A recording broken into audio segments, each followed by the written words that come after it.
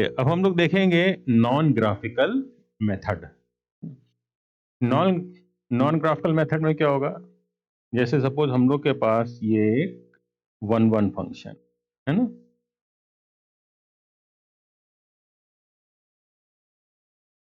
ये हमारे पास एक वन वन फंक्शन है। अब मैंने यहां पे दो इनपुट लिए, एक x1 और दूसरा x2।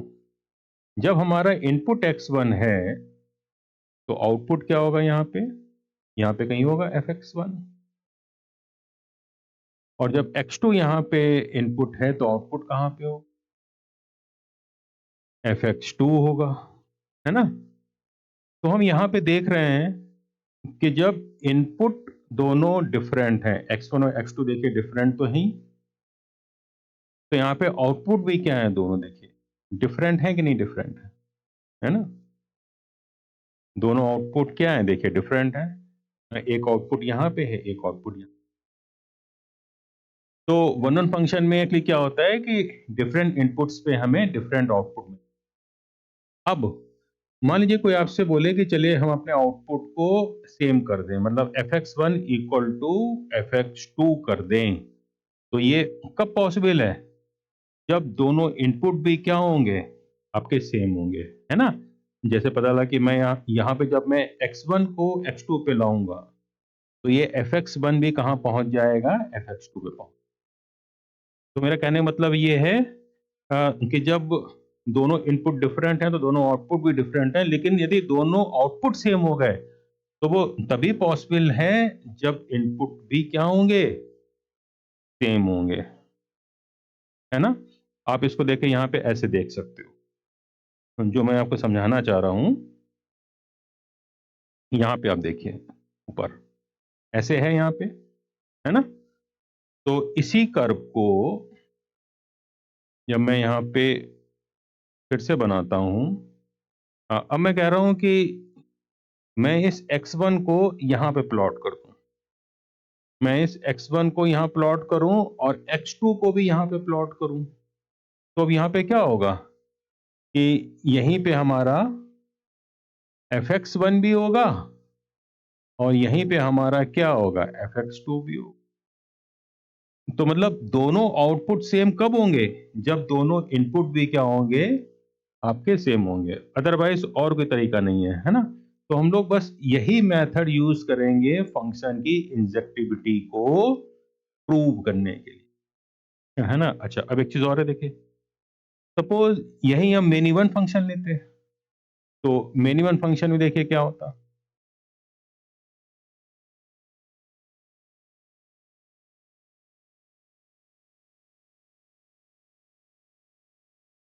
मेनी वन फंक्शन में क्या होता कि जैसे हमने यहां पे दो इनपुट लिए x1 और x2, तो यहां पे क्या पॉसिबल है कि यहां पे दोनों इनपुट पे आउटपुट क्या हो सकता है? आपका सेम हो सकता है। तो मतलब हम इसी पॉइंट को fx1 भी बोलेंगे और इसी पॉइंट को fx2 भी बोलेंगे।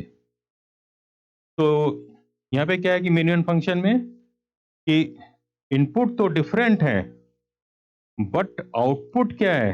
आउटपुट यहां पे सेम हो सकता है, लेकिन वन वन फंक्शन में ये नहीं होता। वन वन फंक्शन में यदि इनपुट डिफरेंट है तो आउटपुट भी क्या होगा? डिफरेंट होगा, है ना। तो for one one function, for one one function if if fx1 is equal to fx2, मतलब यदि दो आउटपुट सेम है, it means their inputs are also same, but for many one function, for many one function, if fx1 is equal to fx2, it is not necessary that x1 is equal to x2. x1 and x2 can be different. यहाँ पे देखिए, यहाँ पे output तो same है, लेकिन x1 और x2 दोनों क्या है, डिफरेंट है ना। तो ये आपको याद रखना। ठीक है, तो चलिए एक प्रॉब्लम करते हैं हम लोग इसी फंडे पे। जैसे आपसे कहा जाए कि test the injectivity of the function fx equal to 2x plus 3, तो इसको हम लोग देखें कैसे करेंगे।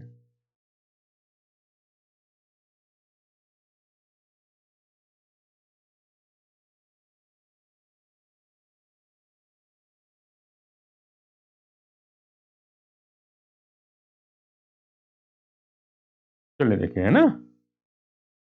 तो अब यहाँ पे सबसे पहले 1 1 के लिए हमने क्या सीखा, हम दो इनपुट लेंगे, है ना। यहाँ पे एक चीज और लिख लीजिए फंक्शन में, और ये फंक्शन डिफाइंड कैसे है, आर टू आर। आर हमारा क्या है यहाँ पे, डोमेन, और ये आर क्या है, कोडोमेन, है ना। तो हमने यहाँ पे भी क्या देखा कि if fx1 equal to fx2, यहाँ पे x1 और x2 क्या है, डोमेन के दो पॉइंट है। तो for 1 1 function x1 must be equal to fx2। इस रूल से हम लोग अपने फंक्शन की इंजेक्टिविटी को चेक करेंगे, है ना। तो यहाँ पे चलिए हम लोग क्या लेते हैं, यहाँ पे हम लोग दो इनपुट लेते हैं, एक x1 और एक x2, और ये दोनों इनपुट इस डोमेन से बिलोंग कर रहे हैं, ठीक है, such that it belongs to this R. R यहाँ पे क्या है, डोमेन, जो कि ये वाला लिखा है ना। अब हम लोग क्या करेंगे, लेट, यहाँ पे हम लोग एज्यूम कर लेंगे कि fx1 is equal to what, fx2, है ना। अब देखें, फंक्शन हमारा क्या है, fx equal to 2x plus 3। आप जब यहाँ पे x1 रखेंगे तो यहाँ पे भी x1 आएगा, है ना। तो ये कितना हो गया, 2x1 और प्लस 3 इक्वल टू यहाँ पे क्या होगा, जब आप x2 रखेंगे तो यहाँ पे भी x2 आएगा। तो क्या हो जाएगा, 2x2 प्लस 3। तो हम 3 3 कैंसिल कर देंगे, 2 2 कैंसिल कर देंगे, या यहाँ पे क्या आएगा, x1 इक्वल टू x2, है ना। तो देखिए हमने इसको प्रूफ कर दिया कि जब आउटपुट आपके सेम है तो इनपुट भी क्या होगा, यहाँ पे आपका सेम होगा, है ना। तो it means this function is what, this function is 1 1, this function is 1 1 और इंजेक्टिव, ठीक है ना। चलिए अब हम लोग एक एग्जांपल और लेते हैं, है ना। जैसे आपसे कहा जाए, suppose we have a function fx equal to x square, है ना, वेयर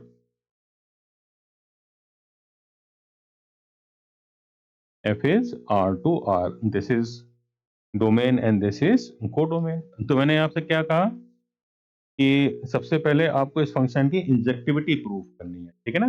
तो इंजेक्टिविटी प्रूफ करने के लिए हम क्या करेंगे, दो इनपुट लेंगे, x1 एंड x2, और ये इनपुट कहाँ से होंगे, इस डोमेन से, ठीक है ना। Such that fx1 is equal to fx2, है ना। चलिए अब आप जब यहाँ पे x1 रखेंगे तो यहाँ पे क्या आ जाएगा, x1 स्क्वायर। तो चलिए रखते हैं, तो यहाँ पे हम लोग चलिए अब हम लोग यहाँ पे रखते हैं x1, तो ये क्या आएगा, x1 स्क्वायर, और जब x2 रखेंगे तो यहाँ पे क्या आएगा, x2 स्क्वायर, है ना। चलिए थोड़ा और सिंप्लीफाई इसे करते हैं, तो x1 square minus x2 square equal to 0, या हम लोग इसको ऐसे लिख सकते हैं, इसको हम लोग फैक्टराइज करते हैं, एक फैक्टर आएगा x1 माइनस x2 और दूसरा फैक्टर आएगा x1 plus x2, it is equal to 0। और इसको हम लोग क्या करेंगे, x1 is equal to x2 and x1 is equal to minus x2। ठीक है ना। तो आपने यहां पे देखा कि if fx1 is equal to fx2, it implies that x1 is equal to plus minus x2। यहां पे यदि ये सिर्फ प्लस x2 के इक्वल आता तो हम बोलते कि फंक्शन हमारा क्या है, 1 1 है। लेकिन क्योंकि ये प्लस माइनस दोनों के इक्वल आ गया, इसलिए हम फंक्शन बोलेंगे ये हमारा फंक्शन क्या है, मेनी वन फंक्शन है ना। This function is many one, है ना। 1 1 के लिए क्या इंपॉर्टेंट है, 1 1 के लिए मैंने अभी आपको बताया कि if fx1 equal to fx2, तो यहां पे आपका x1 इक्वल टू x2 होना चाहिए, ना कि x1 equal to minus x2 हो जाए। ये नहीं पॉसिबल है ना।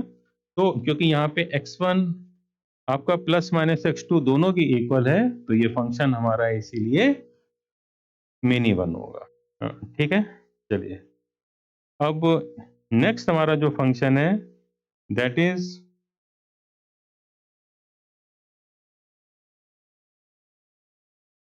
Just a minute, many one.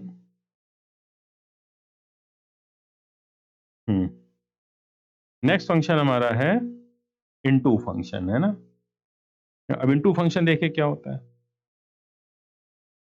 तो मतलब इसको समझने के लिए चलिए हम लोग दो सेट लेते हैं, है ना। या अच्छा चलिए यहाँ पे ऐसा लिखते हैं, दो सेट लिए हमने, है ना, फिर हम लोग इसे प्रॉब्लम करेंगे। एक सेट ए है और एक सेट बी है। सेट ए के जो एलिमेंट्स हैं वो यहाँ पे A1, A2 और A3 हैं, और सेट बी के एलिमेंट्स 1 2 3 और चलिए 4 है ना। तो हम यहां से देखेंगे तो सपोज हमें A1 से 1 मिला, A2 से 3 मिला और A3 से 2 मिला। तो आप यहां पे देखोगे कि जो कोडोमेन है, इस फंक्शन की जो कोडोमेन है वो क्या है, 1 2 3 एंड 4। और इस फंक्शन की जो रेंज है वो रेंज क्या है, 1 2 3। तो आप यहां पे देखोगे कि codomain is not equal to range. यहां पे जो कोडोमेन है वो रेंज के इक्वल नहीं है। इस टाइप के फंक्शन को हम बोलते हैं इनटू फंक्शन। इनटू फंक्शन क्या होता है, इनटू फंक्शन एक ऐसा फंक्शन है जहां पे कोडोमेन और रेंज इक्वल नहीं होते। हाँ। दूसरी चीज, 1 1 और मेनी वन को देखने के लिए हम यहाँ इनपुट से देखेंगे। और जैसे अब यहां से देखोगे तो ये फंक्शन आपका कौन सा है, 1 1 भी है। डिफरेंट इनपुट पे डिफरेंट आउटपुट मिल रहा है। और जब आउटपुट से देखोगे तो यहाँ पे क्या है, कोडोमेन और रेंज इक्वल नहीं है ना। तो इस फंक्शन का मैं आपसे बोलूंगा यदि कंप्लीट नेम क्या होगा, तो इस फंक्शन का कंप्लीट नेम होगा 1 1 इंटू। ठीक है ना। चलिए अब हम लोग आगे बढ़ते हैं ऑन्टो फंक्शन पे। ऑन्टो फंक्शन क्या होता है, जहां पे कोडोमेन और रेंज इक्वल हो जाए, है ना। जैसे देखिए हमारे पास दो सेट हैं ए एंड बी। ठीक है। तो